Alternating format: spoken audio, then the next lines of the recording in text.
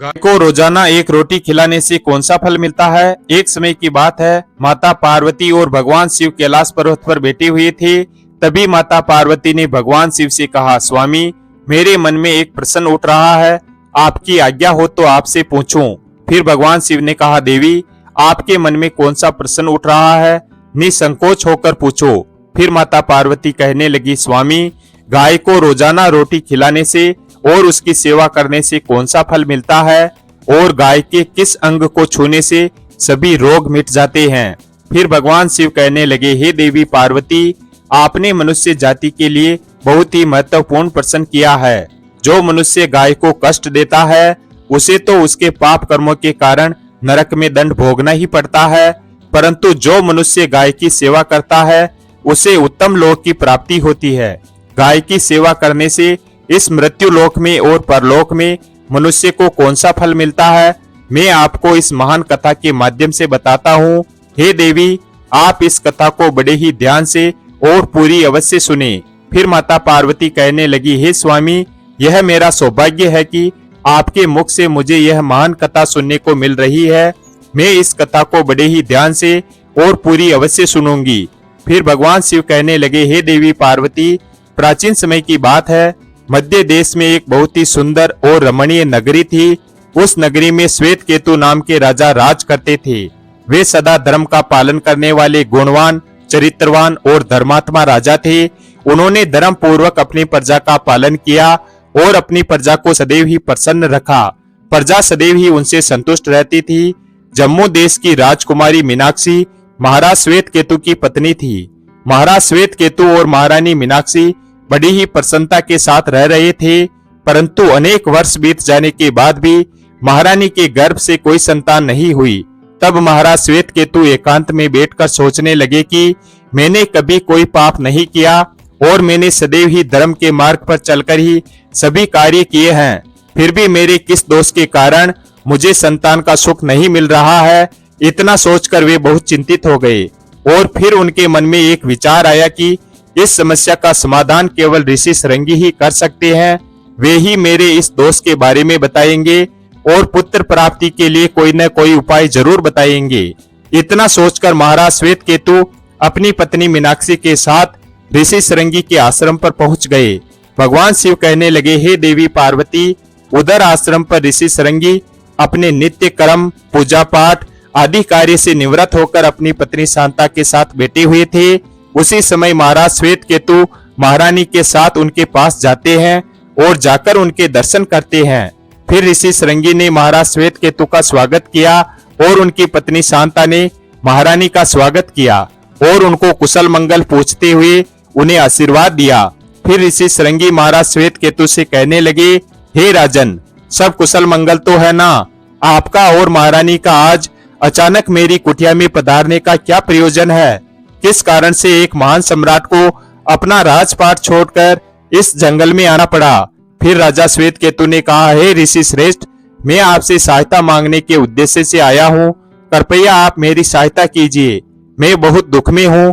फिर ऋषि सरंगी कहते हैं, हे राजन, आपके जैसे महान सम्राट को भला किस प्रकार की सहायता चाहिए? आप तो स्वयं सभी की रक्षा एवं सहायता करने में सक्षम है।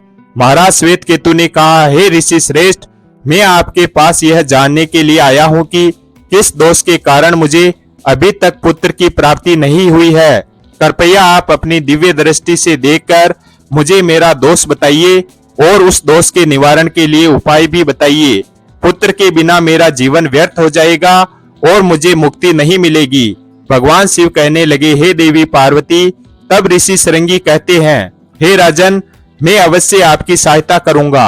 फिर ऋषि सरंगी अपनी दिव्य दृष्टि से महाराज के भविष्य को देखने लगते हैं तो राजा श्वेत केतु के एक दोष के बारे में पता चलता है। ऋषि सरंगी महाराज से कहते हैं, हे राजन, आपसे एक बहुत बड़ी भूल हुई है जिसका आपको ज्ञान नहीं है। जब आप इंद्रलोक में देवराज इंद्र से मिलकर लौट रहे थे, तभी रास्ते में एक कल्प वृक्ष के नीचे खड़ी गाय और उसके बछड़े को आपने नजरअंदाज कर दिया था। वह गाय और वह बछड़ा अत्यंत भूखे और कष्ट में थे। आपने उस कामधेनु गाय को न भोजन कराया और न ही उसे प्रणाम किया। उस गाय ने आपसे सहायता भी मांगी थी, परंतु आप अपनी प्रसन्नता में खोए हुए थे और आपको उस गाय की करुण पुकार सुनाई नहीं दी। आपके इस कृत्य को देखकर वह गाय बहुत दुखी हुई और उस गाय ने आपको श्राप दे दिया। हे राजन, जो मनुष्य गाय को कष्ट में देखकर उसकी सहायता नहीं करता, भूखी गाय को भोजन नहीं कराता, उसे तो महापाप लगता है। और उस गाय के श्राप के कारण ही आपको कोई संतान नहीं हुई। इस प्रकार से ऋषि सरंगी ने महाराज श्वेत केतु को उनके दोष के बारे में बताया, जिसे सुनकर महाराज बहुत दुखी हुए और पश्चाताप करते हुए कहने लगे, यह मैंने क्या कर दिया? मुझे अपने आप पर धिक्कार है। मेरी ही मूर्खता के कारण एक गाय को और उसके बछड़े को इतना दुख सहन करना पड़ा। मुझे तो अब राजा बने रहने का भी कोई अधिकार नहीं है। महाराज ऋषि सरंगी से कहते हैं, हे ऋषि श्रेष्ठ, मैं अपनी इस भूल को सुधारना चाहता हूँ। कृपया आप ही मुझे कोई उपाय बताइए जिससे मैं इस घोर पाप से मुक्ति पा सकूं। मेरा अपराध क्षमा के योग्य तो नहीं है, परंतु फिर भी मैं प्रायश्चित करना चाहता हूँ। भगवान शिव कहने लगे, हे देवी पार्वती। फिर ऋषि सरंगी ने कहा, हे राजन, आप दुखी ना हो। इस दोष से मुक्ति का उपाय मेरे पास अवश्य है। आप मेरे आश्रम में बंधी हुई गाय की सेवा करो। यह गाय उसी की पुत्री है जिसकी आपने सहायता नहीं की थी। अपनी पत्नी के साथ मिलकर तुम इस गाय की सेवा करो और उसकी आराधना करो। वह तुम्हें अवश्य ही पुत्र प्रदान करेगी। तभी वह गाय जंगल से आश्रम में प्रवेश करती है। उस गाय को आता हुआ देखकर ऋषि सरंगी बोले, हे राजन, देखिए, केवल स्मरण करने मात्र से ही कल्याण करने वाली यह गाय स्वयं चलकर आ गई। आप कितने भाग्यशाली है। यह गाय निश्चित ही आपके दुख दूर करेगी। आप जंगल में इस गाय के पीछे पीछे चलकर इसकी सेवा करो। जंगल में रहने वाले हिंसक पशुओं से इसकी रक्षा करो और आश्रम में लौट आने पर रानी मीनाक्षी इस गाय की सेवा करेगी। इससे प्रसन्न होकर यह गाय तुम्हें निश्चित ही पुत्र प्रदान करेगी। फिर महाराज श्वेत केतु ने ऐसा ही करने का वचन दिया और फिर दूसरे दिन सुबह महारानी ने गाय की पूजा की और महाराज उस गाय को चराने के लिए जंगल में लेकर गए। जब वह गाय चलने लगती तो महाराज उसके पीछे पीछे चलते और इधर उधर से हरी हरी घास लाकर उस गाय को खिलाने लगते। और जब वह गाय किसी वृक्ष के नीचे बैठती तो महाराज भी उसके साथ बैठकर विश्राम करते। महाराज उस गाय के शरीर से डांस और मच्छरों को हटाते और अपने हाथों से उसके मस्तक को सहलाते। इस प्रकार से महाराज उस गाय की सेवा में लगे रहे। जब शाम हुई तो महाराज उस गाय के साथ आश्रम में लौट आए और आश्रम में पहुंचते ही उस गाय ने अपने खुरों से महाराज पर धूल उड़ाई, जिससे महाराज का शरीर पवित्र हो गया और उनके सभी पाप नष्ट हो गए। फिर महारानी मीनाक्षी ने आगे आकर उस गाय का पूजन किया तथा बारंबार उसके चरणों में मस्तक झुकाया। फिर उस गाय की प्रदक्षिणा करके हाथ जोड़कर रानी उसके आगे खड़ी हो गई। फिर उस गाय ने उन रानी की पूजा को स्वीकार किया और रानी पर अपनी दृष्टि डालकर उसके सभी दोष समाप्त कर दिए। गाय की दृष्टि पड़ते ही रानी अत्यंत पवित्र हो गई। इस प्रकार से महाराज श्वेत केतु को उस गाय की सेवा करते हुए 1 महीना बीत गया। भगवान शिव कहने लगे, हे देवी पार्वती। फिर एक दिन जब महाराज गाय को लेकर जंगल में गए तो वह गाय चलते चलते हिमालय पर्वत पर चली गई और महाराज भी उसके पीछे पीछे चले गए। वहां उस पर्वत पर खड़े होकर महाराज हिमालय पर्वत की सुंदरता को निहार रहे थे। इतने में ही एक शेर ने आकर उस गाय को बलपूर्वक दबोच लिया। गाय को उस शेर के आने की आहट तक नहीं हुई। उस शेर के चंगुल में फंसी गाय ने करुण स्वर में बड़े ही जोर से चित्कार किया, हे महाराज, मेरी रक्षा करो। हे महाराज, मेरे प्राणों की रक्षा करो। जैसे ही महाराज ने उस गाय की पुकार सुनी तो उन्होंने देखा कि एक भयंकर शेर ने उस गाय को दबोच लिया और उस गाय की आंखों से आंसुओं की धारा बह रही है, जिसे देखकर महाराज बड़े ही चिंतित हुए और उन्होंने तुरंत ही अपना धनुष बाण निकाला और उस शेर को मारने के लिए धनुष की प्रत्यंचा खींची। और उसी समय उस शेर ने महाराज की तरफ देखा। उस शेर की दृष्टि पड़ते ही महाराज का शरीर स्तब्ध हो गया। उनकी सारी शक्ति क्षीण हो गई, उनका सारा बल नष्ट हो गया। अब उनके अंदर उस बाण को छोड़ने की भी शक्ति न रही। फिर वह शेर महाराज से कहने लगा, हे राजन, मेरे ऊपर प्रहार करना तुम्हारी बस की बात नहीं है, क्योंकि भगवान शिव मेरी ही पीठ पर पैर रखकर नंदी पर बैठते हैं। इसलिए तुम मुझे मारने की चेष्टा ना करो और यहाँ से लौट जाओ। विधाता ने इस गाय को आज मेरा ग्रास नियुक्त किया है, इसलिए तुम इसमें दखल मत दो। मैं जानता हूँ तुम राजा श्वेत केतु हो। इस हिमालय पर्वत पर भगवान शिव की बड़ी माया फैली हुई है, इसलिए तुम तुरंत ही यहाँ से निकल जाओ। फिर महाराज कहने लगे, हे जंगल के राजा, कृपया तुम इस गाय को ना मारो। यह ऋषि श्रृंगी के संपूर्ण मनोरथों को पूर्ण करने वाली गाय है। इसकी हत्या करने पर तुम्हें महापाप लगेगा। गुरुदेव ने मुझे इस गाय की रक्षा और सेवा करने का आदेश दिया है। इस गाय का एक बछड़ा भी है जो आश्रम पर इसकी राह देख रहा है। मैं इस गाय को मरने के लिए छोड़कर नहीं जा सकता। तुम भगवान शिव के सेवक हो, इसलिए तुम्हारे हाथ से इस गाय को छुड़ाना मेरे लिए संभव नहीं है। इसलिए हे जंगल के राजा, मेरी तुमसे विनती है कि तुम इस गाय को जीवन दान दे दो। इस गाय के बदले में तुम्हें अपना शरीर समर्पित करता हूँ, जिससे तुम्हारी भूख शांत हो जाएगी और इस गाय की रक्षा भी हो जाएगी और मेरे वचन का पालन भी हो जाएगा। साथ ही रक्षा के लिए प्राण त्यागने से मुझे उत्तम गति की प्राप्ति हो जाएगी। इतना कहकर महाराज उस शेर के सामने हाथ जोड़कर बैठ गए और आंखें बंद कर ली। अचानक उस राजा के कानों में आवाज आई, हे राजन उठो, मैं तुम्हारी सेवा से अत्यंत प्रसन्न हूँ।